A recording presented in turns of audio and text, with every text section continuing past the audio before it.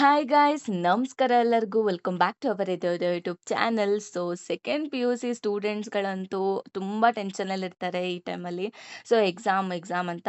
So ಇಲ್ಲಿ ಸ್ಟೂಡೆಂಟ್ಸಿಗೆ ತುಂಬ ಸಮಸ್ಯೆ ಕೊಡುವಂಥದ್ದು ಪ್ರಾಬ್ಲಮ್ ಏನಾಗುತ್ತೆ ಅಂತ ಅಂದರೆ, ಬಹಳಷ್ಟು ಜನ ಹೇಳ್ತಾರೆ ಲೈಕ್, ಮ್ಯಾಮ್ ನನಗೆ ಎಲ್ಲ ಚಾಪ್ಟರ್ ಓದಿದ್ದೀನಿ ಆದರೆ ರಿವಿಷನ್ ಮಾಡೋಕ್ಕೆ ಕುಳಿತಾಗ ನನಗೆ ಏನೇನೋ ನೆನಪಾಗಲ್ಲ.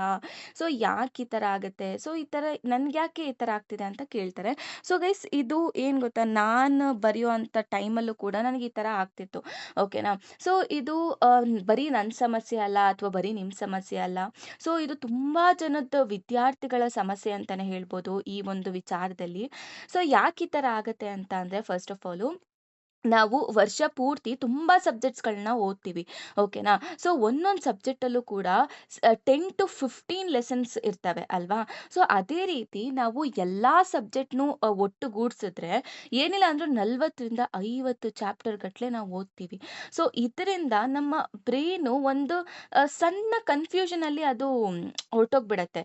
ಲೈಕ್ ಸಮ್ಟೈಮ್ಸು ನೀವು ಯಾವುದೋ ಒಂದು ಸಬ್ಜೆಕ್ಟ್ಸ್ಗಳು ಲಿಂಕ್ ಆಗಿರ್ತವೆ ಗೊತ್ತಾ. ಸೊ ಆವಾಗ ನೀವು ಪ್ರತಿ ಸಬ್ಜೆಕ್ಟ್ಸ್ ಓದಿದಾಗ, ಸೊ ಈ ಸಬ್ಜೆಕ್ಟ್ಸಲ್ಲಿ ಆ ಸಬ್ಜೆಕ್ಟ್ ಕಾನ್ಸೆಪ್ಟ್‌ನ ತಗೊಂಡು ಬರ್ತೀರಾ, ಅಥವಾ ಆ ಸಬ್ಜೆಕ್ಟಲ್ಲಿ ಈ ಸಬ್ಜೆಕ್ಟ್ ಕಾನ್ಸೆಪ್ಟ್‌ನ ತಗೊಂಡು ಹೋಗಿರ್ತೀರಾ. ಸೊ ಈ ಥರ ಆಗತ್ತೆ. ಯಾಕಂದ್ರೆ ನಮ್ಮ ಬ್ರೈನು ಆ ಥರ ಕನ್ಫ್ಯೂಷನಲ್ಲಿ ಆಗಿರುತ್ತೆ. ಯಾಕಂದ್ರೆ ನಾವು ಅಷ್ಟೊಂದು ಸಬ್ಜೆಕ್ಟ್ಸು ನಾವು ಓದಿರ್ತೀವಿ ಅದಕ್ಕೆ. ಸೊ ಇದಕ್ಕೆ ಈ ಥರ ಆದಾಗ ಸೊ ಏನು ಮಾಡಬೇಕು ಅಂತ ಅಂದರೆ, ಒಂದು ರಿವಿಷನ್‌ಗೆ ಟ್ರಿಕ್ಸ್ ಅನ್ನೋದಾಗ್ಲಿ ಅಥವಾ ಟೆಕ್ನಿಕ್ ಅನ್ನೋದಾಗ್ಲಿ ನೀಟಾಗಿ ಫಾಲೋ ಮಾಡ್ತಿರಲ್ಲ. ಹೌದು. ಇವಾಗ ನೋಡಿ, ನಿಮಗೆ ಕಂಪ್ಲೀಟ್ ಆಗಿ ಪ್ರತಿಯೊಂದು ಚಾಪ್ಟರು ಓದಿರ್ತೀರ. ಆದ್ರೆ ನಿಮಗೆ ನೆನಪಾಗ್ತಿರಲ್ಲ. ನೀವು ಫಸ್ಟಿಂದ ಹೋಗ್ಬೇಕಾದ್ರೆ ನಿಮ್ಗೇನು ನೆನಪಾಗಲ್ಲ, ಭಯ ಸ್ಟಾರ್ಟ್ ಆಗೋಗ್ಬಿಡುತ್ತೆ. ಆವಾಗ ನೀವೇನ್ ಮಾಡ್ಬೇಕು ಅಂತ ಅಂದ್ರೆ, 5-10 ನಿಮಿಷ ಅಷ್ಟೇ ಒಂದು ಚಾಪ್ಟರ್‌ಗೆ ಕೊಡ್ಬೇಕು. ಓಕೆನಾ. 5-10 ನಿಮಿಷ ಏನ್ ಮಾಡ್ಬೇಕು ಅಂತ ಅಂದ್ರೆ, ಆ ಕಾನ್ಸೆಪ್ಟ್‌ಗಳಿರ್ತಾವೆ ಗೊತ್ತಾ? ಕಾನ್ಸೆಪ್ಟ್ ಹೆಡ್ಡಿಂಗ್ ನೋಡ್ಕೊಂಡು, ಈ ಕಾನ್ಸೆಪ್ಟಲ್ಲಿ ಹಿಂಗಾಗ್ತಿತ್ತು, ಹಂಗಾಗ್ತಿತ್ತು, ಈ ಥರ. ಮುಗೀತು. ಆ ಕಾನ್ಸೆಪ್ಟ್ ಮುಗೀತು. Next concept. ಸೊ ಈ ಥರ ನೀವು ರಿವೈಸ್ ಮಾಡಬೇಕು.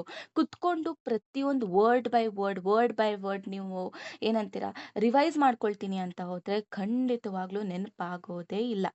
ಓಕೆನಾ. ಸೊ ಅದಕ್ಕೆ ಒಂದು 5-10 ನಿಮಿಷ ಗ್ಲಾನ್ಸ್ ಮಾಡಬೇಕು. ಆಮೇಲೆ ಪ್ರತಿಯೊಂದು ಚಾಪ್ಟರ್ ಮುಗಿದಾದ್ಮೇಲೆ ಸೊ ನೀವೇನ್ ಮಾಡ್ಬೇಕು ಅಂದ್ರೆ, ಆ ಬುಕ್‌ನ ಕ್ಲೋಸ್ ಮಾಡ್ಬಿಟ್ಟು ಒಂದು 10 ನಿಮಿಷ ಕಣ್ಮುಚ್ಕೊಂಡು ಕಣ್ಬಿಡಿ. ಅವಾಗ ನೀವು ಏನೇನ್ ಕಾನ್ಸೆಪ್ಟ್‌ಗಳ ನೇಮ್ ಏನಿತ್ತು ಅಂತ ನೀವು ರಿವೈಸ್ ಮಾಡ್ಕೊಳ್ಳಿ. ಓಕೆ, ಈ ಚಾಪ್ಟರಲ್ಲಿ ಈ ಕಾನ್ಸೆಪ್ಟ್ ಇತ್ತು, ಈ ಚಾಪ್ಟರ್‌ಲಿ ಈ ಕಾನ್ಸೆಪ್ಟ್ ಇತ್ತು. ಸೊ ಇಷ್ಟು ನೆನಪಾದ್ರೆ ಸಾಕು. ಆಮೇಲೆ ನನ್ನ ಪರ್ಸನಲ್ ಎಕ್ಸ್‌ಪೀರಿಯನ್ಸ್ ನಿಮಗೆ ಹೇಳಬೇಕು ಅಂತ ಅಂದ್ರೆ, ಸೊ ನಾನು ಕೂಡ ನಿಮ್ಮ ಕ್ಯಾಟಗರಿನೇ ಗೈಸ್. ಏನಂತ ಅಂದ್ರೆ, ಎಲ್ಲ ಓದಿರ್ತೀನಿ. ಬಟ್ ಏನಂತ ಅಂದ್ರೆ ನನಗೆ ಏನೂ ನೆನಪಾಗಲ್ಲ. ಲೈಕ್ ರಿವಿಷನ್ ಮಾಡ್ಬೇಕಾದ್ರೆ ಏನೂ ನೆನಪಾಗ್ತಿರ್ಲಿಲ್ಲ. ಸೊ ಆದ್ರೆ ಈ ಈ ಥರ ಆದಾಗ, ಬಟ್ ಎಕ್ಸಾಮಲ್ಲಿ ಕುತ್ಕೊಂಡಾಗ ಏನು ಗೊತ್ತಾ, ಕ್ವೆಶ್ಚನ್ ಪೇಪರ್ ಕೊಟ್ಟಾಗ ಆವಾಗ ನಿಮಗೆಲ್ಲ ಒಂದೊಂದಾಗೆ ನೆನಪಾಗ್ತಾ ಇರುತ್ತೆ. ಏನಂದ್ರೆ, ಇವಾಗ ನಿಮಗೆ ಫಸ್ಟ್ ಸ್ಟಾರ್ಟಿಂಗಲ್ಲಿ ನಿಮಗೆ ಒಂದು 2ರಿಂದ 3 ಕ್ವೆಶ್ಚನ್ ಬರಿಬೇಕಾದ್ರೆ ನಿಮಗೆ ಕಷ್ಟ ಆಗ್ಬೋದು. ಲೈಕ್ ಅಯ್ಯೋ! ತುಂಬ ನೆನ್ಪು ಮಾಡ್ಕೊಳ್ಳೋಕ್ಕೆ ತುಂಬ ಕಷ್ಟಪಡ್ತೀರಾ.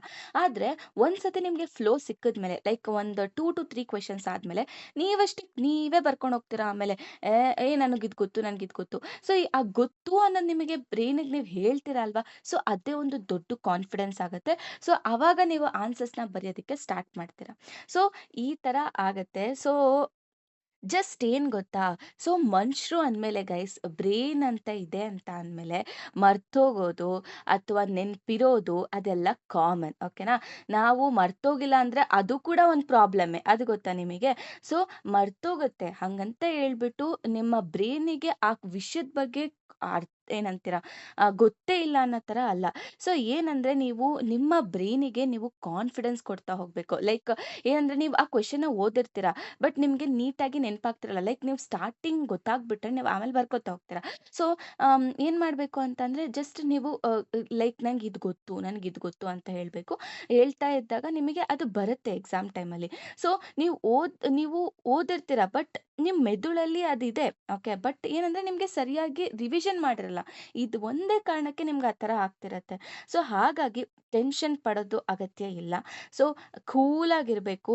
ಆಮೇಲೆ ಆಮ್, ಏನಂತ ಅಂದರೆ ರಿವಿಷನ್ ಮಾಡಕ್ಕೆ ಕೆಲವೊಬ್ಬರಿಗೆ ಏನಂದರೆ ತುಂಬ ಲೈಕ್ ಚಾಪ್ಟರ್ಸ್ ಎಲ್ಲ ಮುಗಿಸಿರ್ತಾರೆ, ರಿವಿಷನ್ ಮಾಡೋದಕ್ಕಾಗೋದಿಲ್ಲ, ಟೈಮ್ ಸಿಕ್ಕಿರಲ್ಲ, ಹೋಗಿ ಎಕ್ಸಾಮ್ ಹಾಲಲ್ಲಿ ಕೂತ್ಕೊಳ್ತಾರೆ. ಸೊ ಅವಾಗ ಏನಾಗುತ್ತೆ ಅಂತ ಅಂದರೆ ಅರ್ಧಂಬರ್ಧ ನೆನಪಾಗುತ್ತೆ. ಅರ್ಧಂಬರ್ಧನೇ ಬರಿಬೇಕು, ಅರ್ಧಂಬರ್ಧನೇ ಬರೆದು ಬನ್ನಿ, ಪರವಾಗಿಲ್ಲ.